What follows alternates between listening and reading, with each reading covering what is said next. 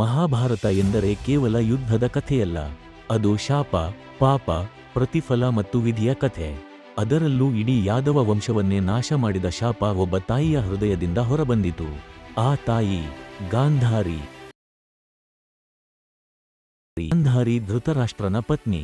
ಧೃತರಾಷ್ಟ್ರನು ಕುರುಡನಾಗಿದ್ದರಿಂದ ಗಾಂಧಾರಿ ಕೂಡ ತಾನು ನೋಡಬಾರದೆಂದು ಕಣ್ಣು ಕಟ್ಟಿಕೊಂಡಳು.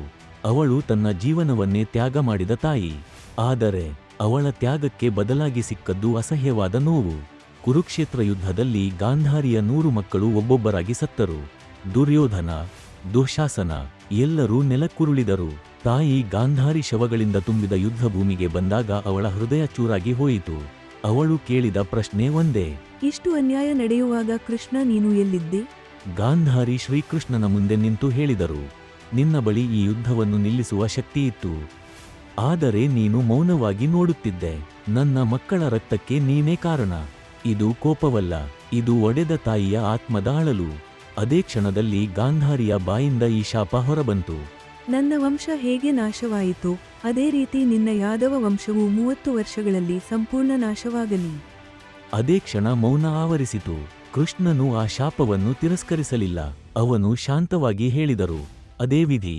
30 ವರ್ಷಗಳ ನಂತರ ದ್ವಾರಕೆಯಲ್ಲಿ ಯಾದವರು ಅಹಂಕಾರ ಮತ್ತು ಮದ್ಯಪಾನದಲ್ಲಿ ಮುಳುಗಿದರು. ಸಣ್ಣ ಜಗಳ ದೊಡ್ಡ ಹೋರಾಟವಾಯಿತು. ಒಬ್ಬರೇ ಒಬ್ಬರನ್ನು ಕೊಲ್ಲತೊಡಗಿದರು.